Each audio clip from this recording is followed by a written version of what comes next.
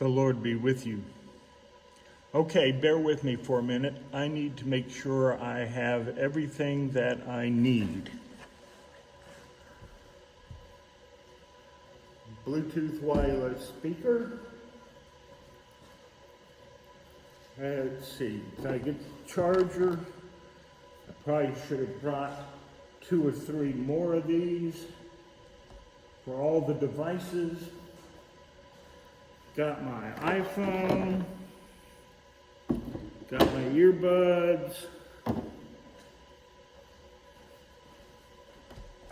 and I have my computer.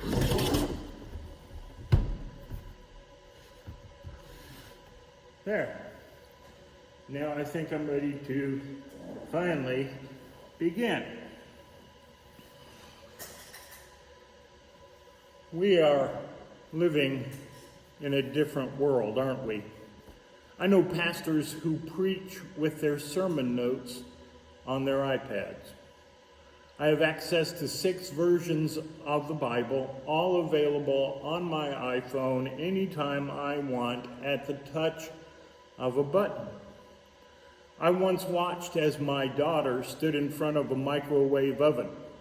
Her arms were crossed, her brows were furrowed, she was tapping her foot, and there was a scowl on her face.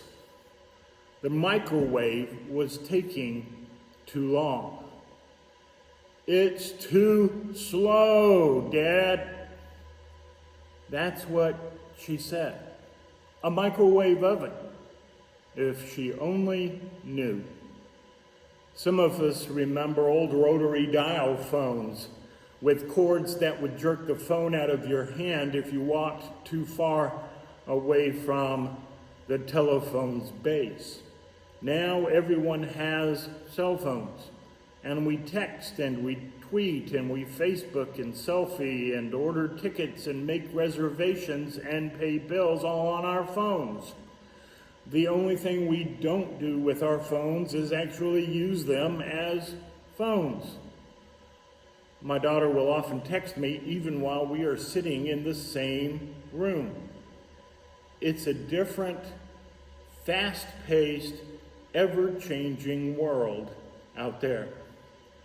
One of my friends captured the scrambling, incessant pace so many seem to be living nowadays.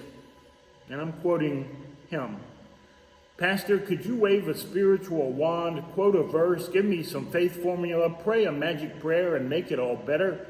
And could you please do it in a hurry because my antidepressants are no longer working as well as they used to, and I don't have money to go back to the doctor for a new prescription because I'm behind on my bills, and my mother is coming to live with us, and my son just got kicked out of school, and my spouse drinks too much, and my favorite singer just got kicked off of American Idol, and I can't go to church Sunday since my clothes don't fit, since I put on weight, and I've got this place on my neck I'm concerned about. And why do bad things keep happening to good people like me? And did you see the spiritual teacher on Oprah yesterday talking about seeking the God who is within? And did you know I once sang in a choir at church and got saved at a revival in 1978? And whatever happened to my part of the American dream? And did you know that the church is full of hypocrites? And isn't God supposed to love me and answer my prayers? And? Frantic, hectic, no time to spare, high velocity living, racing through life at 120 minutes per hour. It's as if we have all turned into bees, which have to move very fast just to stay still. Everybody take a great big breath and let it out slowly. It always helps to raise your arms.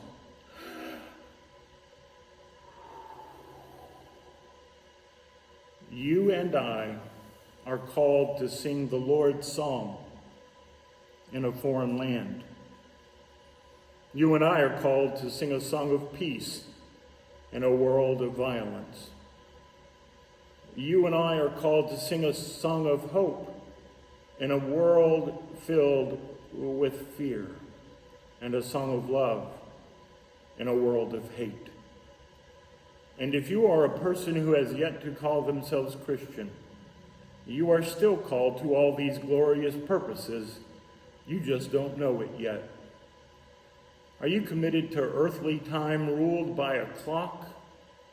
Or are we committed to God's time, where even when we've been here 10,000 years, bright shining as the sun, we've no less days to sing God's praise than when we first begun?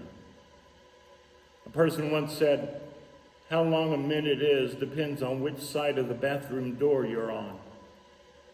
We can live the frantic life of earthly human time, or we can live in the light of eternity, the life of heavenly time. May all you do, whether in word or deed, be to the glory of God, and may you have the time of your life. Amen.